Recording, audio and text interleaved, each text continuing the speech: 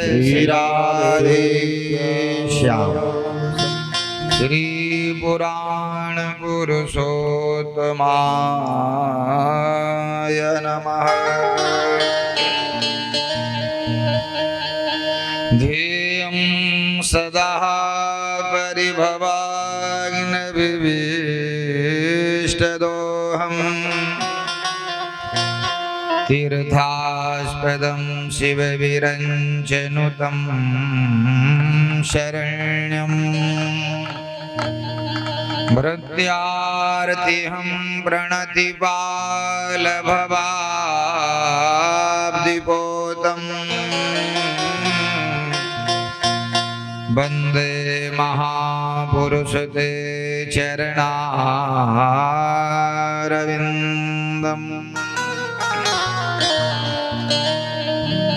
बंसी विभूषित करानवनीरदाभाद पीताम्बराधरुण बिंब फलाधरोष्टाद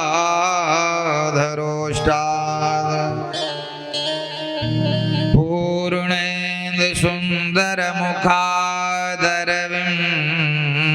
नेत्रा कृष्णात् परं किमपि तत्त्वमहं न जाने। नारायणं नमस्कृत्य नरं चैव नरोत्तमं देवीं सरस्वती व्यासं ततो जयमुदीरये। प्रह्लाद नारद पराशर पुंडरीका व्यासाम्बरीश सुख शौनक भीष्म दलभ्यान रुक्मांगदाय अर्जुन वसिष्ठ विभीषणादीन पुण्यानि मान परम भागवता नमामि। भक्ति भक्त भगवंत गुरु चतुर नाम बपुएक इनके पद बंदन किए नासहि विघ्न अनेक। श्री कृष्ण कथा के रसिक हैं शंभुनाथ हनुमान आय सुवासन लीजियो कथा कहाँ धर ध्यान। राधे तुम बड़ी भागिनी कौन तपस्या कीन तीन लोक तारण तरण सो तेरे आधीन। वृंदावन शोभन नहीं नंदगाम सो गाँव बंसी बट सोबट नहीं श्री राम कृष्ण सोना। ब्रज 84 कोस में 4 गाँव निज धाम वृंदावन और मधुपुरी बरसानो नंदगांव।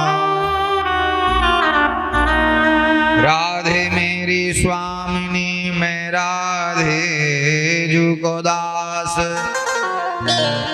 जन्म जन्म मुहि दीजियो श्री वृंदावन वास। जय जय श्री राधा रमण जय जय नवल किशोर जय गोपीचित चोर प्रभु जय जय माखन चोर।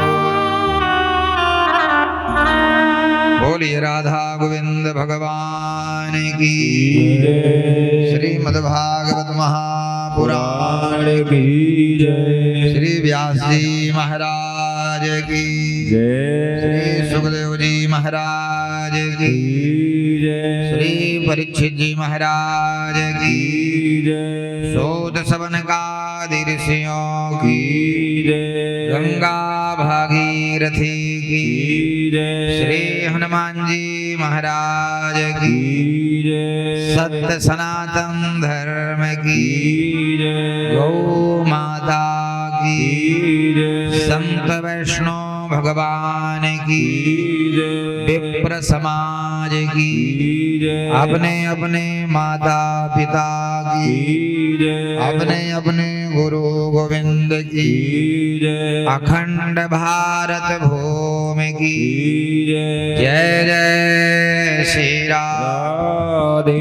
जय जय श्री राधे। जय जय श्री राधे श्याम।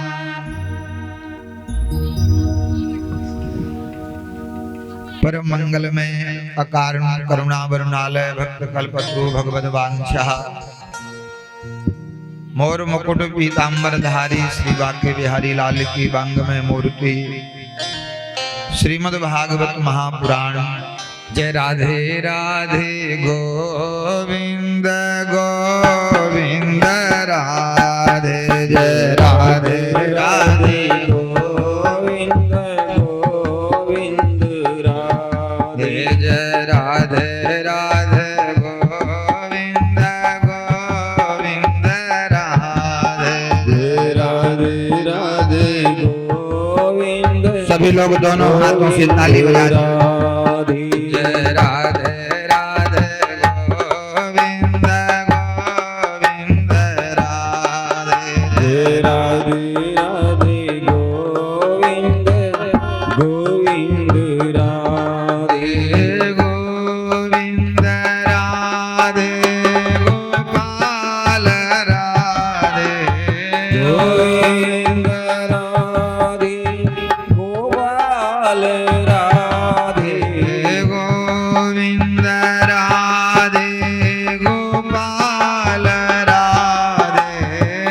गोविंद राधे गोपाल राधे राधे राधे गोविंद गोविंद राधे। जय राधे राधे गोविंद गोविंद राधे श्री राधे।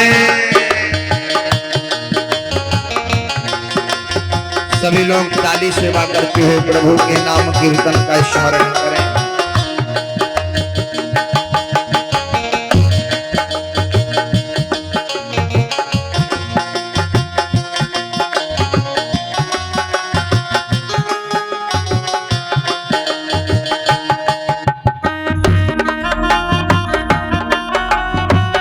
हे हरि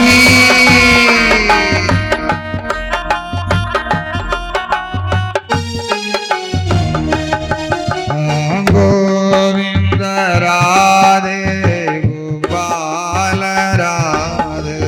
गोविंद राधे गोपाल राधे। गोविंद राधे गोपाल राधे। गोविंद राधे गोपाल राधे। गोपाल राधे गोविंद राधे। गोपाल राधे गोविंद राधे। गोविंद राधे गोपाल राधे। गोविंद राधे गोपाल राधे। गोविंद राधे गोपाल राधे। गोविंद राधे गोपाल राधे। राधे राधे गोविंद गोविंद राधे। राधे राधे गोविंद गोविंद राधे। जय राधे राधे गोविंद गोविंद राधे। राधे राधे गोविंद गोविंद श्री राधे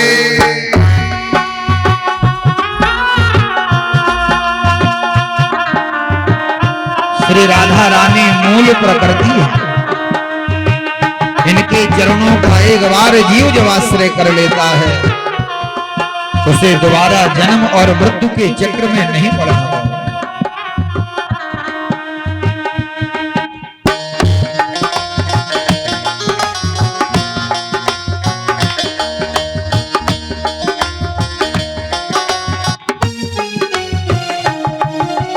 गोविंद राधे गोपाल राधे गोविंद राधे गोपाल राधे गोविंद राधे गोपाल राधे गोविंद राधे गोपाल राधे गोविंद राधे गोपाल राधे गोविंद राधे गोपाल राधे गोविंद राधे गोपाल राधे गोविंद राधे गोपाल राधे गोविंद राधे गोपाल राधे गोविंद राधे गोपाल राधे गोविंद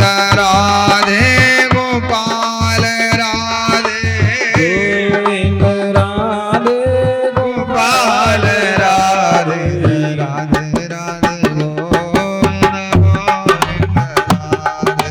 राधे राधे गोविंद गोविंद राधे राधे राधे गोविंद गोविंद राधे राधे राधे गोविंद राधे गोविंद राधे गोपाल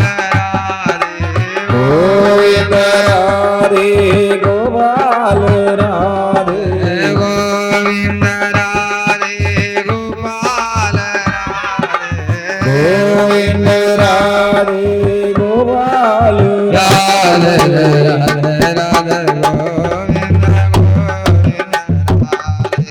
राधे राधे गोविंद गोविंद राधे राधे राधे गोविंद गोविंद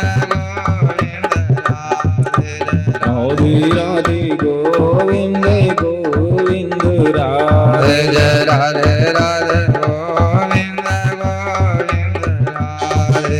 राधे राधे गोविंद गोविंद गोविंद राधे वृंदावन के धाम को मरम न जाने को राधे राधे डाल डाल और पात पात में राधे राधे राधे राधे गोविंद गोविंद राधे राधे राधे गोविंद गोविंद राधे राधे राधे गोविंद गोविंद राधे राधे राधे गोविंद गोविंद राधे गोविंद राधे गोपाल राधे गोविंद राधे गोपाल राधे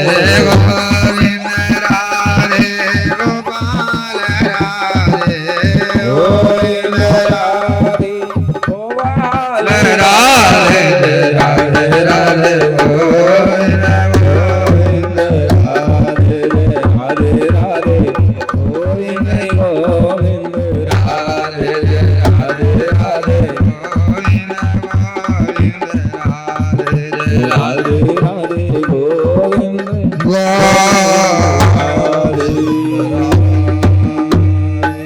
बोलिए भक्त वत्सल भगवान की जय हरि नाम संकीर्तन महिमा की जय जय जय राधे श्याम। जयकारा भगवान का थोड़ा जोर से लगाया करो। जो भगवान की जय करता है उसकी कभी पराजय नहीं होती। इसलिए जोर से बोला करो, बोल वृंदावन बिहारी लाल की, श्री राधा रानी सरकार की जय जय श्री राधे श्याम।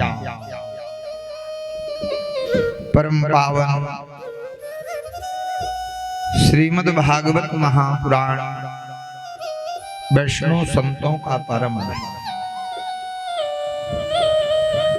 श्रीमद् भागवतम पुराण तिलकम यद वैष्णवानां धनम यस्मिन् पारमहंसमेव ममलम ज्ञानम परम गीयते।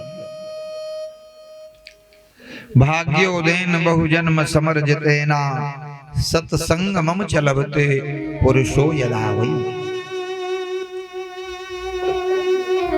जन्म जन्मांतर का जब पुण्योदय होता है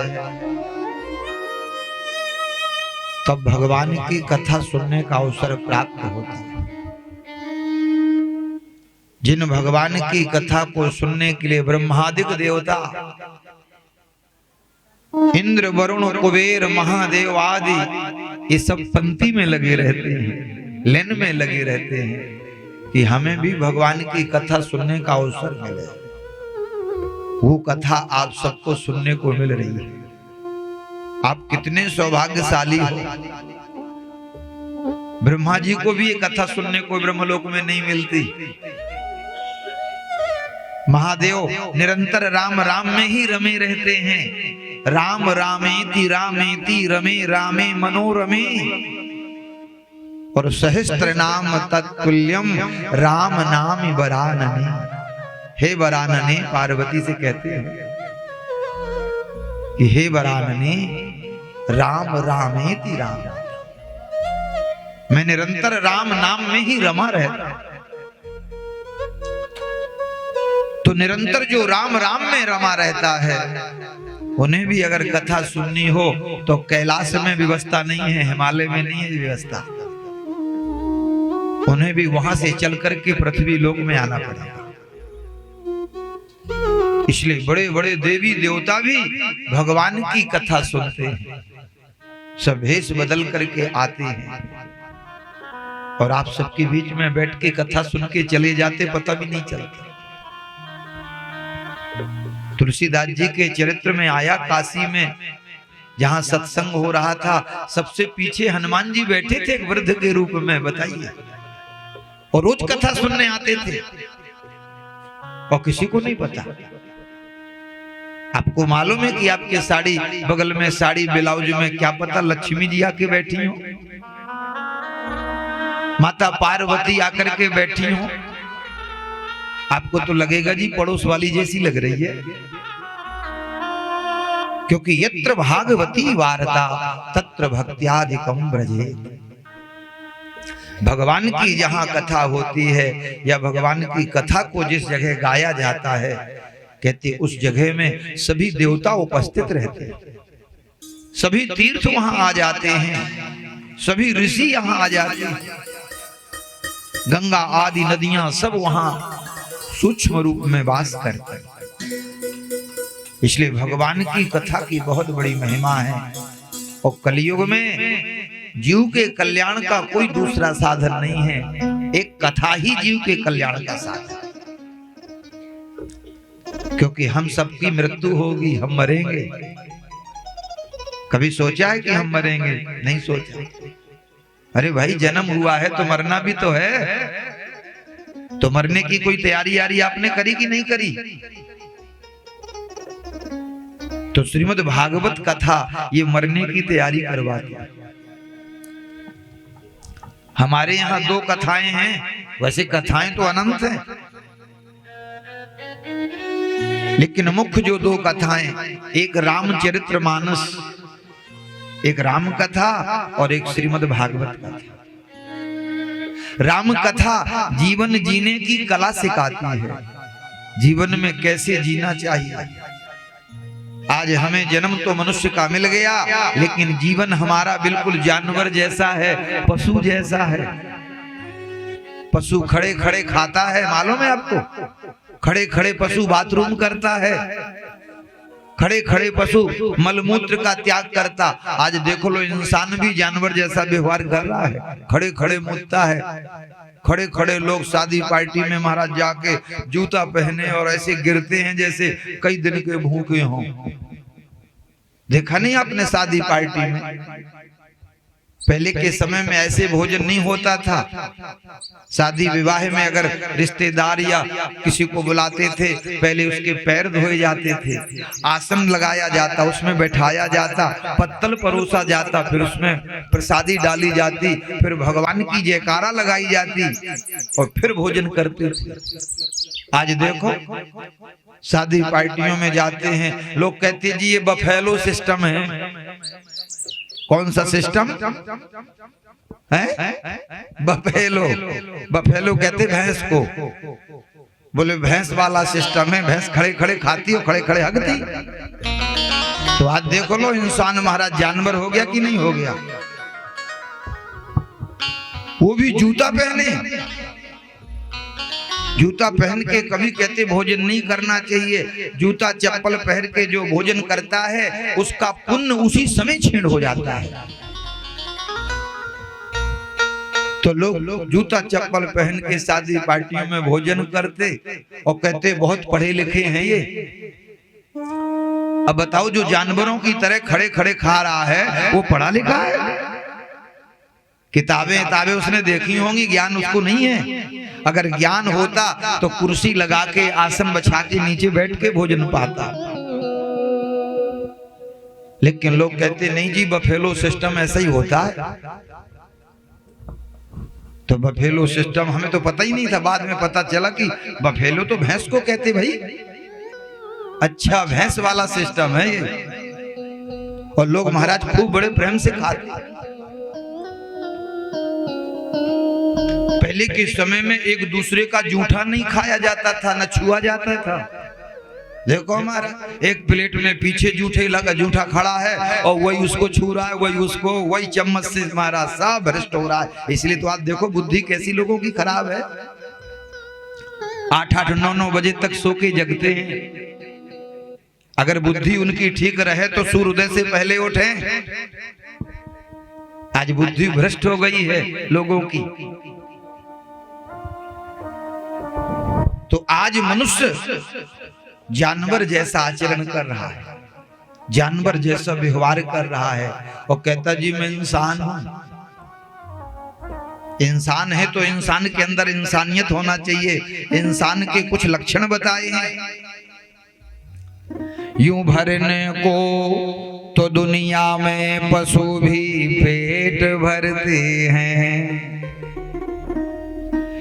यूं भरने को तो दुनिया में पशु भी पेट भरते हैं। पथिक जो बांट के खाए उसे इंसान कहते हैं।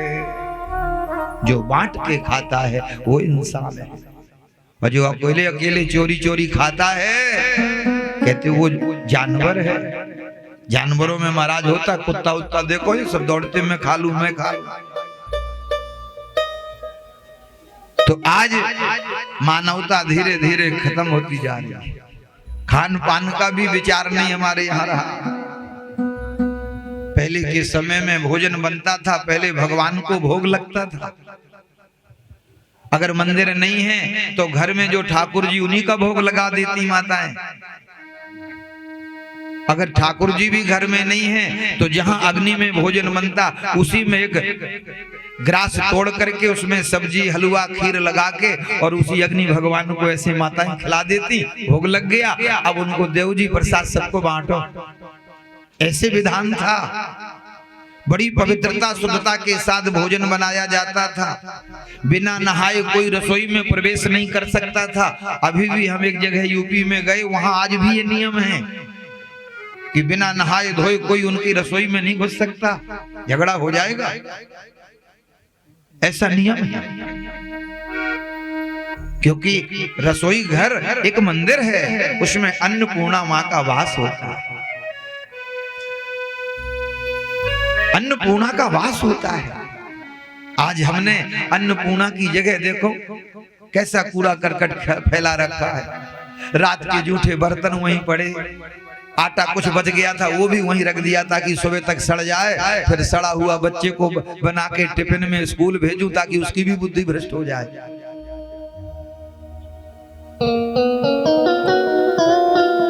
तो पहले के समय में बड़ी पवित्रता, बड़ी शुद्धता होती थी। लोग इतने ज्यादा पढ़े लिखे नहीं थे आज जैसे, लेकिन संस्कारवान थे, समझदार थे। आज तो पढ़ लिख करके आदमी बेवकूफ हो गया है।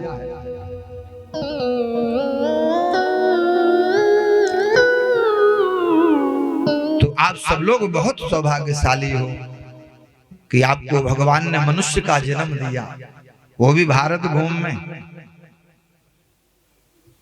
आपने सुना था कल, देवता लोग भी भारत भूमि में जन्म लेना चाहते हैं, लेकिन उन्हें जन्म नहीं मिल सकता क्योंकि उन्होंने पुण्य किया है, इसलिए वो स्वर्ग का सुख भोगेंगे। देवता कहते भाई हम छक गए रसगुल्ला खा खा के, अब हमें भी पृथ्वी लोक में, तो अब उनका पुण्य क्षीण हो तब पृथ्वी लोक में आमे क्षीणे पुण्य मृत्यु लोकम विसंति। जब तक उनका पुण्य क्षीण नहीं होगा तब तक उन्हें मृत्यु लोक में नहीं गिराया जाएगा। मृत्यु लोक में क्यों आना चाहते हैं देवता? बोले श्री हरि भक्ति रेखा, भगवान श्री हरि की भक्ति करने के लिए, नाचने गाने के लिए नहीं। भगवान श्री हरि की भक्ति करने के लिए देवता पृथ्वी लोक में आना चाहते हैं कि पृथ्वी लोक में जाके जहां भगवान की कथा होगी हम वहां कथा सुनेंगे, भगवान का कीर्तन करेंगे और साधु संतों का संग करेंगे। इसलिए श्री हरे भक्ति रे कहा, भगवान हरि की भक्ति करने के लिए हम लोग मृत्यु लोक में जाना चाहते हैं। बताओ, जो देवता पृथ्वी लोक में आना चाहते हैं लेकिन उन्हें जन्म नहीं मिल रहा, और आप लोगों को भगवान ने वैसे ही जन्म दे के पृथ्वी में भेज दिया, वो भी भारत जैसी पवित्र भूमि में जहां गंगा जी बह रही है। कल्पना करो, अगर भगवान आपको मनुष्य नहीं बनाते तो आप इस प्रकार से यहां बैठ के कथा सुन पाते, भगवान का कीर्तन कर पाते? कल्पना करो, अगर भगवान ने तुम्हें कहीं गंदी नाली का कीड़ा बना दिया होता तो वहीं पड़े रहते, कुत्ता बिल्ली बना दिया होता, सुअर बना दिया होता, लेकिन नहीं, मनुष्य बना करके भेजा है। तो जन्म हुआ है तो एक दिन मृत्यु है, इस बात का चिंतन करना हमेशा। महापुरुष कहते हैं कि दो बातन को भूल मत, जो चाहे कल्याण। दो बातन को भूल मत, जो चाहे कल्याण। नारायण एक मौत को, दूजे श्री भगवान। एक अपनी मृत्यु को और एक भगवान के नाम को कभी भूलना नहीं चाहिए। रात में जब भी सो प्रभु से प्रार्थना करो, प्रभु मैं मरूंगा, मेरी मृत्यु होगी, लेकिन नाथ मेरी इतनी उम्र हो गई अभी तक मैंने आपका भजन नहीं किया, इसलिए ठाकुर अब आप ही कृपा करना। मैं चाहता हूं कि मैं आपका भजन करूं, लेकिन मेरे पूर्व जन्म के पाप मुझसे भजन नहीं होने दे रहे, ये मेरे भजन में विघ्न डाल रहे हैं, मेरे भजन में बाधा डाल रहे हैं। लेकिन नाथ मैं आपकी शरण में हूं, अब आप संभाल लेना। ऐसे भगवान से रोज प्रार्थना किया करो, तो देखना धीरे धीरे ठाकुर जी एक दिन तुम्हारे हृदय में आके बैठ जाएंगे और आपका भजन में मन लगने लगेगा। और जब भजन में मन लगेगा तो फिर धीरे धीरे घर अच्छा नहीं लगेगा। बोले वृंदावन बिहारी लाल की जय। इतना तो करना स्वामी, इतना तो करना स्वामी, जब प्राण तन से निकले, इतना तो करना स्वामी, जब प्राण तन से निकले। गोविंद नाम लेकर, गोविंद नाम लेकर, मेरे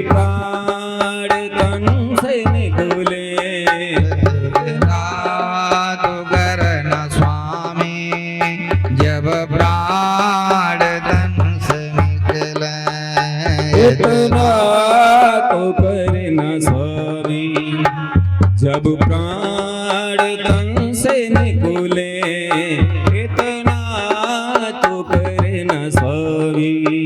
श्री गंगा जी का तट हो, यमुना का बंसी बट हो, श्री गंगा जी का तट हो, यमुना का बंसी बट हो, मेरा सावरा निकट हो, ओ मेरा सावरा निकट हो, जब प्राण तन से निकले, इतना तो करना स्वामी, जब प्राण तन से निकले, इतना तो करना स्वामी।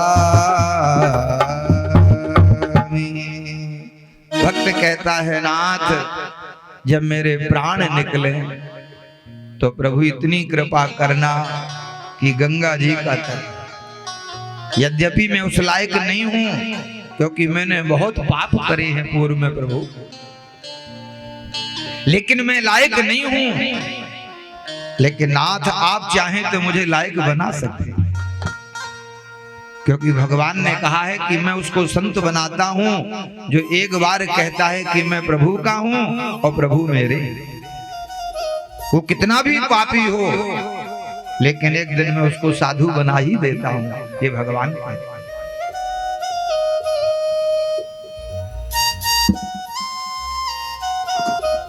सूत जी कहते, ऋषियों कल तुमने कथा में श्रवण किया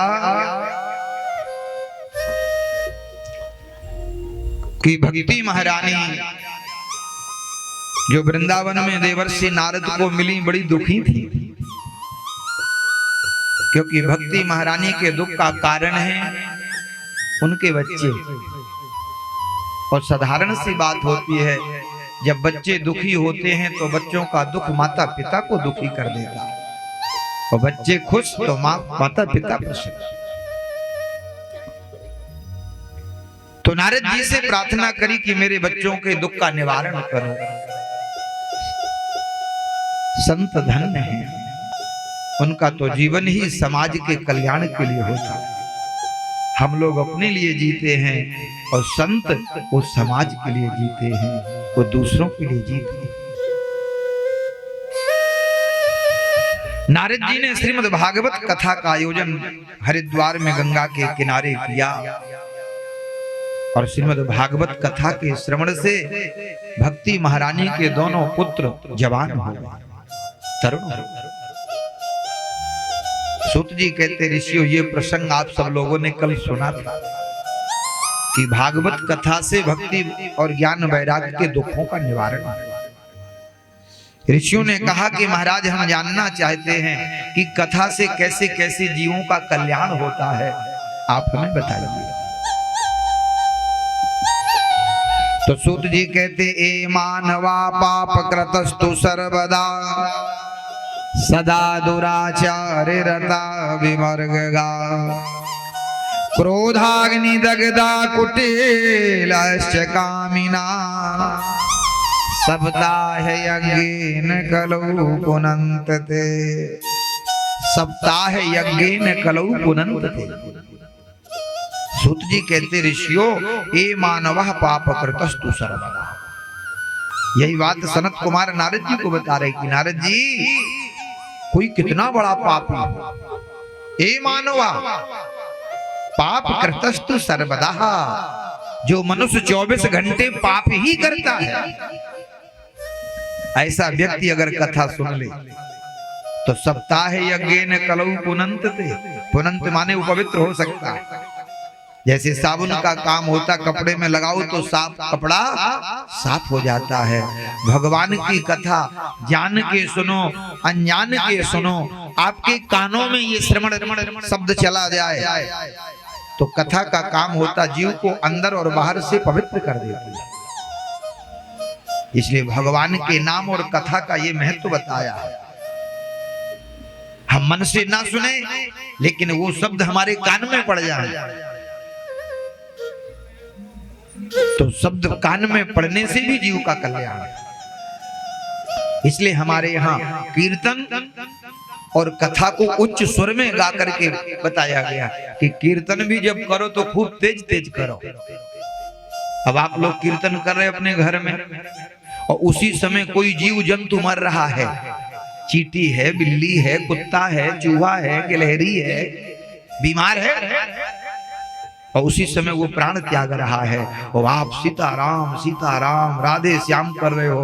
अब वो नाम उसके कान में पड़ गया, अगला जन्म उसका अच्छा होगा।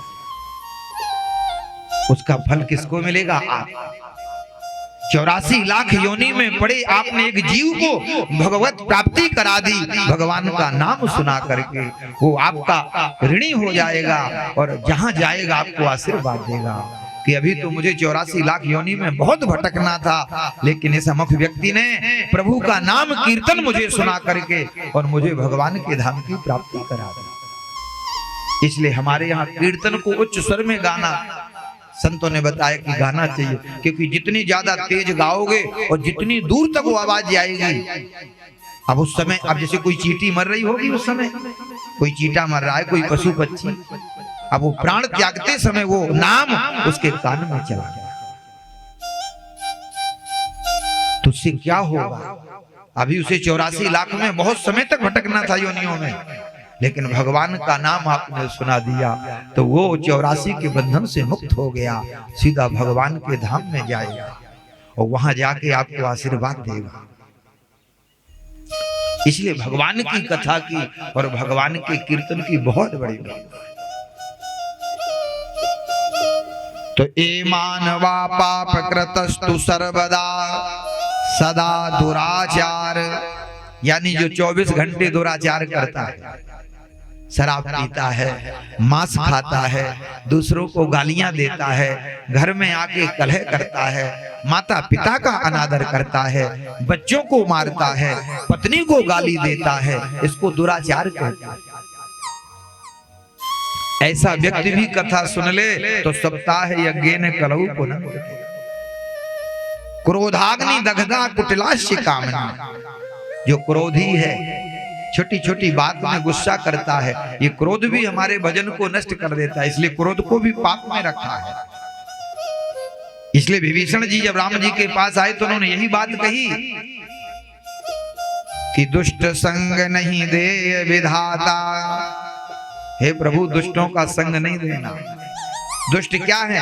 बोले काम क्रोध मद लोभ सब नाथ नरक के पंथ, नाथ नरक की पंथ। कौन? काम, क्रोध, लोभ, मोह, ये सब नरक ले जाने के साधन है, ध्यान रखना। इसलिए क्रोधानि दग्धा कुटिलास्य कामिना। जो क्रोधी स्वभाव का है, कामी है, हमेशा स्त्रियों का ही चिंतन करता रहता है, ऐसा कामी पुरुष। और कुटिलस्य कामना, बाहर से तो हाँ जी राधे राधे और अंदर महाराज जहर घोला हुआ है, इसको कहते कुटल। कपटी, बाहर से कुछ है और अंदर कुछ चल रहा है, ये कुटिल।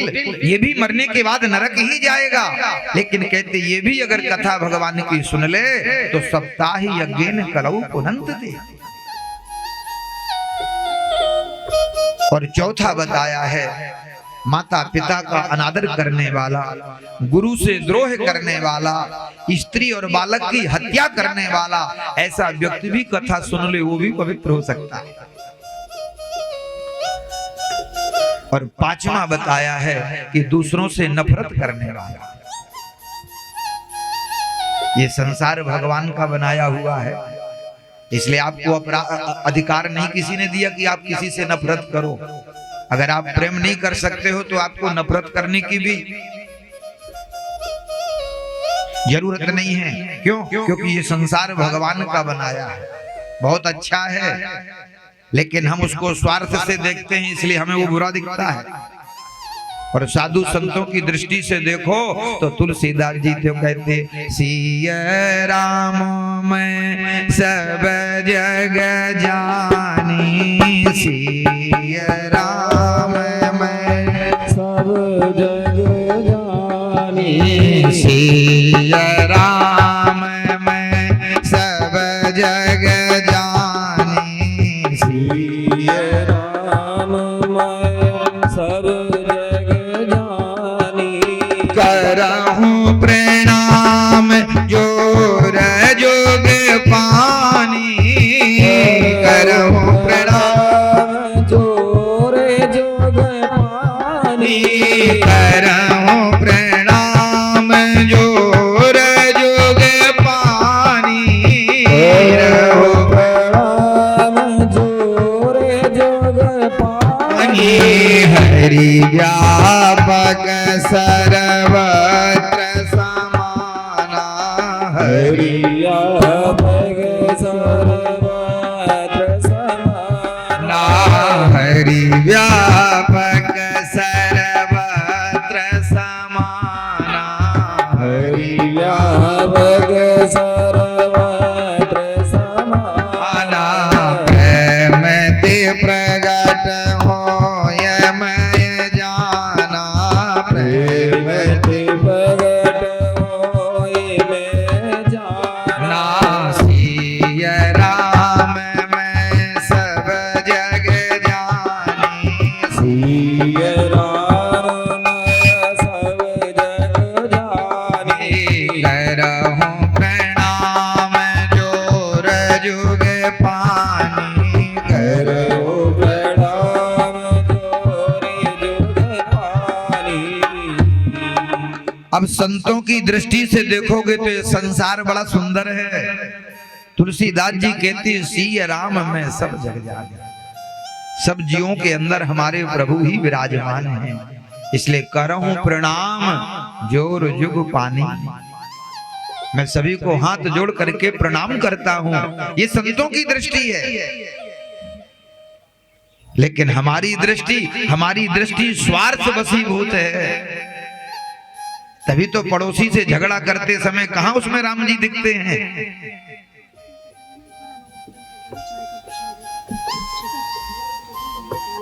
तो इस प्रकार से ये संसार भगवान ने बनाया है, ये बहुत सुंदर है। लेकिन ये सुंदर तब दिखेगा जब गुरु की नजर से देखोगे, संतों की नजर से देखोगे। अपनी नजर से देखोगे तो महाराज आप कहोगे जी हमारा पड़ोस बहुत बुरा है। लोग इतने महाराज बुरे हैं कि रहने नहीं देते। तो कबीरदास जी कहते हैं व्यक्ति बुरा नहीं होता, उसकी दृष्टि बुरी होती है। बुरा जो देखन में चला, बुरा न मिलया कोई, और जब मन देखा आपना तो मुझसे बुरा। अंदर जब गंदगी होती है तो सामने महाराज गंदगी दिखती है, और अंदर जब सफाई होती है तो बाहर भी साफाई दिखता है। बोलो राधे राधे, बोलो राधे राधे।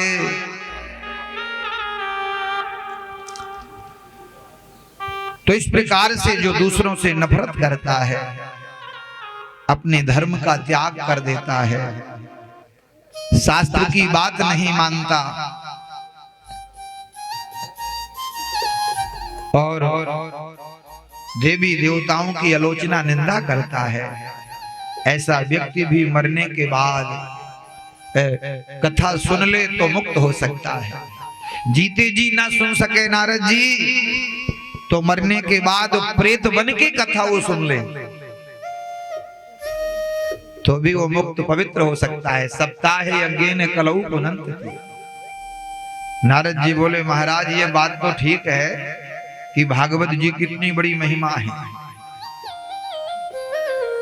लेकिन आगे घोर कलकाल आ रहा है और कलयुग में लोगों को प्रमाण चाहिए हर चीज का। वो तो माता से अपना प्रमाण नहीं मांगते, नहीं तो आज के जो बच्चे मोबाइल चलाने वाले तो मम्मी से भी कह सकते हैं कि तुम में सुंदर मैं सुंदर, और ये डैडी काले कहां से हो गए। अगर डैडी काले हैं तो मम्मी मुझे भी काला होना चाहिए, और मैं तो गोरा हूं, तो सही सही बताओ कि यही डैडी है या पड़ोसी वाले अंकल हैं। वो तो प्रमाण माँ से नहीं मांग रहे, नहीं बच्चे माँ से भी मांगने लगे प्रमाण कि सही बताओ मेरा बाप कौन है। क्योंकि कलयुग है ना महाराज, लोग बहुत ज्यादा बुद्धिमान हो गए हैं। तो नारद जी कहते आगे कलकाल आ रहा है और कलयुग में लोगों की बुद्धि बड़ी कमजोर होगी। तो लोगों को ये बात हम बताएंगे तो लोगों के समझ में आएगी नहीं कि मरने के बाद प्रेत को भी कथा सुना दो तो मुक्त हो जाएगा। आपके पास कोई प्रमाण है? तब सनत कुमार कहते कि इतिहास की घटना सुनाते नारद जी, प्रमाण तो बहुत है, लेकिन एक इतिहास की घटना तुम्हें सुनाते हैं। यानी इतिहास माने सच्ची घटना, जिसके श्रवण करने से पुण्य का उदय होगा और पाप का नाश होगा। नारद जी ध्यान से सुनो। तो यहाँ सनत कुमार नारद जी को यही प्रसंग और यही प्रसंग नैमिषारण्य भूमि में सवन का ऋषियों को श्री सूत जी यही कथा सुना रहे। सनत कुमार कहते कि नारद जी, तुंगभद्रा तटे पूर्वम भूतपानातिमुत्तमम् यत्र वर्णा सुधर्मेणा सत्या संकर्म तत्पराः। नारद जी, तुंगभद्रा तटे पूर्वम, दक्षिण भारत में तुंगभद्रा नदी है कर्नाटक के पास, और उस तुंगभद्रा नदी के किनारे एक नगर है। उस नगर में 4 वर्ण के लोग रहते हैं, ब्राह्मण, क्षत्रिय, वैश्य और चतुर्थ वर्ण शूद्र। तो तुंगभद्रा नदी के किनारे एक नगर था, उसमें 4 वर्ण के लोग थे, और उसी में जो ब्राह्मण वर्ण के थे उनका नाम था आत्मदेव। क्या नाम था? आत्मदेव। नारद जी बड़े विद्वान हैं, ब्राह्मण को विद्वान होना चाहिए, बहुत बड़े ज्ञानी हैं, तो ब्राह्मण को ज्ञानी भी होना चाहिए। क्योंकि वर्णानाम ब्राह्मणो गुरु, जिन्होंने शास्त्र नहीं पढ़े वो कुछ भी उल्टा सीधा बोल सकते हैं, और जिन्होंने शास्त्र पढ़े उन्हें पता होगा कि वर्णों में 4 ब्राह्मणों में ब्राह्मण गुरु है। वर्णानाम ब्राह्मणो गुरु वेद भगवान कह रहे हैं, तो तुम्हारी बात हम कैसे मान लेंगे जब वेद भगवान कह रहे हैं? इसलिए ब्राह्मण को सबसे बड़ा अधिकार दिया है। बोले ब्राह्मण समाज को दिशा देता है, और ज्ञानी नहीं होगा, बुद्धिमान नहीं होगा तो समाज को दिशा कैसे देगा? आपकी बहुत बढ़िया आपने गाड़ी खरीदी अभी अभी नई, तो किसी अनाड़ी ड्राइवर को दोगे या बढ़िया वाले से को दोगे? अनाड़ी को दोगे तो महाराज एक्सीडेंट करके लाएगा, तो मैं कदू मार और दे एक्सीडेंट में।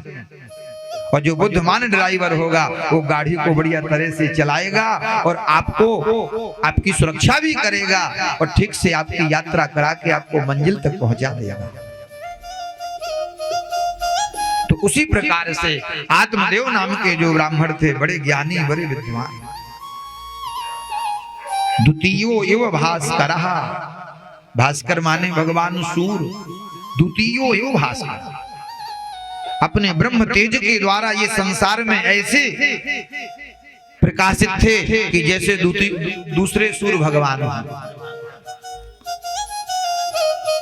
तो ब्राह्मण का तो ऐसा परिचय दिया, लेकिन ब्राह्मण की पत्नी थी धर्म पत्नी।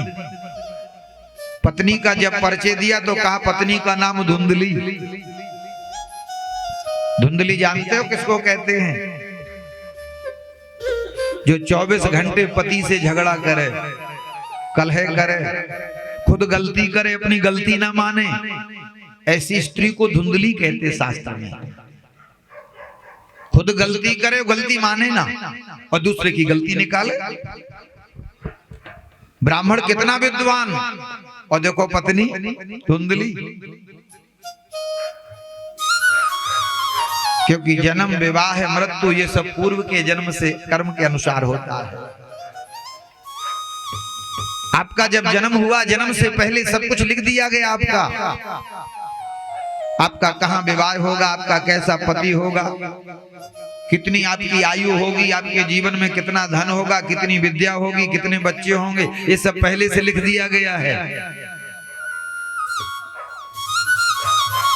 तो ब्राह्मण इतने विद्वान और पत्नी धुंधली आए दिन महाराज पंडित जी से झगड़ा करती है। पंडित जी कहते देवी सुबह सूर्योदय के पहले 2 घड़ी उठ जाना चाहिए, क्योंकि सूर्योदय में जो सोता है उसका पुण्य नष्ट हो जाता है। तो पत्नी झगड़ा करती, मैं तो 10 बजे सो के उठूंगी। ऐसी महाराज धुंधली, यानी ब्राह्मण के विपरीत चलती है। गांव के लोग सब गंगा जी नहाने जा रहे, लोगों ने कहा पंडित जी आप भी चलोगे गंगा जी नहाने? बोले जी मन तो बहुत करता है, लेकिन हमारी पत्नी जाए। और उन्हें पता पत्नी से कहूंगा ये जाने वाली नहीं, क्योंकि उल्टी चलती है। तो आके कहा अरे भगवान ये गांव के लोग कितने बेवकूफ हैं, कार्तिक पूर्णिमा में सब गंगा नहाने जा रहे हैं, हमसे कह रहे हैं हम काहे को जाएं? पत्नी बोली तुम जाओ चाहे ना जाओ, मैं तो जाऊंगी। अगर पंडित जी कहते कि देवी गंगा नहाने चलना, तो कहती मैं बिल्कुल नहीं जाऊंगी। अच्छा तुम जाओगी? बोली हाँ मैं तो जाऊंगी। अब महाराज आगे आगे धुंधली और पीछे पीछे पंडित जी गई। महाराज गंगा में नहाने लगी, तो जैसे नीचे नहाने को उतरी, पंडित जी ने कहा कि बहुत ज्यादा पानी है, आगे मत जाना। बोली नहीं मैं तो बीच में जाऊंगी। अब महाराज उल्टी जो चलती है वो तो महाराज उल्टी ही चलेगी। पंडित जी ने कहा बिल्कुल बीच में मत जाना, बहुत पानी है, डूब जाओगी। बोली बिल्कुल नहीं मानूंगी, मैं तो बीच ही में जाऊंगी, वहीं नहाऊंगी। और महाराज बीच में पहुंची तो धार बहुत तेज थी, डूब गई और बह गई। तो वही इस तरफ और पंडित जी ढूंढ रहे उस तरफ। ढूंढते ढूंढते आगे पहुंचे। अब देखो गंगा जी ऋषिकेश से इधर को आई हैं, देवप्रयाग से ऋषिकेश पर हरिद्वार। तो हरिद्वार से इधर मुजफ्फरनगर की तरफ आना चाहिए, सुखताल की तरफ, मेरठ की तरफ आना चाहिए, लेकिन पंडित जी ऊपर पहाड़ों की तरफ ऋषिकेश की तरफ जा रहे हैं। एक संत मिले, बोले भाई इधर क्या कर रहे हो? बोले महाराज गंगा नहाने आए थे, हमारी पत्नी डूब गई गंगा जी में, तो ढूंढ रहा हूं कि इधर को कहीं बही तो नहीं है। अरे बोले पागल आदमी, गंगा का बहाव जिस तरह है उधर को ढूंढ, इधर क्यों ढूंढता है? बोले महाराज जीवन भर उल्टा चलती थी, जीवन भर उल्टा चलती, तो मैंने कहा शायद डूबते समय उल्टी वही हो, तो इसलिए मैं भी इस तरफ ढूंढ रहा हूं उसको। हाँ तो ऐसे ही महाराज धुंधली कहते लड़ने में सबसे आगे सूरा। सूरा कहते जो ज्यादा लड़ता है, झगड़ता है। और बाचालम, बाचाल उसको कहते जो ज्यादा बोलता है। कई माताओं की आदतें होती है ना, चकड़ चकड़ चकड़ चकड़ चकड़ चकड़, और कहो कि थोड़ा भगवान का भजन कर लो, बिल्कुल नहीं करेंगी, और बस पंचायत में चकड़ चकड़ चकड़। ये दुर्गुण है, इससे पुण्य का नाश होता है। भगवान ने जो तुम्हें श्वास दिया है भजन करने के लिए दिया है, काहे को अपना ऑक्सीजन बर्बाद कर रहे हो? इसलिए ज्यादा नहीं बोलना चाहिए, ज्यादा बोलने से आयु नष्ट होती है। इसलिए देखो साधु संत जो होते वो बिल्कुल मौन रहते हैं, ज्यादा बोलते नहीं, ऐसे सारी सी बात करते हैं। और हम लोग जिन बातों का कोई लेना देना नहीं, फिर भी चकड़ चकड़ चकड़ चकड़ चकड़। तो ऐसी बाचालम बहुत बोलती थी,